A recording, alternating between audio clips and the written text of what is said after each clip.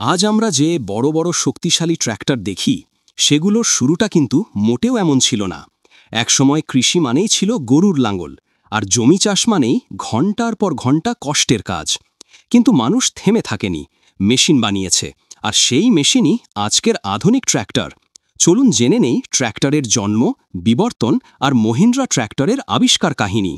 1892 সাল আমেরিকার আইওয়া রাজ্যে জন ফ্রোলিশ নামের এক উদ্ভাবক তৈরি করলেন ইতিহাসের প্রথম গ্যাসোলিন চালিত ট্র্যাক্টর। এর নাম ছিল ফ্রলিচ ট্র্যাক্টর। এটা দেখতে আজকে ট্র্যাক্টরের মতো না, বড় লোহার চাকা, ভারী বডি আর বিশাল ইঞ্জিন। কিন্তু এই মেশিনটাই ছিল আধুনিক ট্র্যাক্টরের প্রথম পূর্বপুরুষ। 1900 সালের দিকে স্টিম ইঞ্জিন থেকে গ্যাসোলিন, তারপর ডিজেল ট্র্যাক্টর বদলাতে শুরু করল। 1917 সালে ফোর্ডসান নামে ট্র্যাক্টর আসে বাজারে, আর কৃষিতে শুরু হলো মেশিন বিপ্লব। দ্বিতীয় বিশ্বযুদ্ধের পর ট্র্যাক্টর পেল হাইড্রোলিক, গিয়ার শিফট, পিটিও আর শক্তিশালী ইঞ্জিন। আজকের দিনে ট্র্যাক্টরে আছে পাওয়ার স্টিয়ারিং, 4WD, জিপিএস, এমনকি এআই ড্রাইভিং সিস্টেমও। যেখানে আগে 8 ঘন্টা লাঙল চালাতে হতো, এখন আধুনিক ট্র্যাক্টর অর্ধ ঘন্টায় সে কাজ করে ফেলে। 1945 সাল ভারতে জন্ম হয় মাহিন্দ্রা অ্যান্ড মোহাম্মদ কোম্পানি, পরে নাম হয় মাহিন্দ্রা অ্যান্ড মাহিন্দ্রা। শুরুতে তারা জিপ বানাত, কৃষি যন্ত্র নয়। কিন্তু 1963 সালে মহিন্দ্রা সিদ্ধান্ত নিল ভারতের কৃষি বদলাতে হলে নিজেদের বানানো ট্র্যাক্টর লাগবে।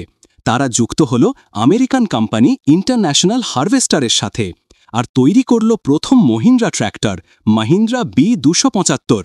এটাই ভারতের কৃষিতে সবুজ বিপ্লবের অন্যতম সহায়ক শক্তি। আজ মহিন্দ্রা শুধু ভারতের না, বিশ্বের সবচেয়ে বেশি বিক্রি হওয়া ট্র্যাক্টর ব্র্যান্ড। 100টির বেশি দেশে ট্র্যাক্টর এক্সপোর্ট করে। মহিন্দ্রা ট্র্যাক্টর শুধু মাঠেই না, মহাকাশ গবেষণাতেও যুক্ত, কারণ তাদের ইঞ্জিনিয়ারিং ব্যবহার হয়েছে নাসার মার্স রোভার টেকনোলজিতে। যেখানে মাটির সাথে লড়াই ছিল পৃথিবীতে, ট্র্যাক্টরের ছোঁয়া পৌঁছে গেছে মহাকাশ পর্যন্ত। গরুর লাঙল থেকে স্মার্ট এআই ট্র্যাক্টর, এটা শুধু কৃষির পরিবর্তন নয়, এটা মানব সভ্যতার উন্নতির গল্প। ট্র্যাক্টর শুধু মেশিন নয়, এটা কৃষকের শক্তি, দেশের খাদ্য নিরাপত্তা আর প্রগতির প্রতীক। আর সেই যাত্রার বড় একটা নাম মহিন্দ্রা ট্র্যাক্টর।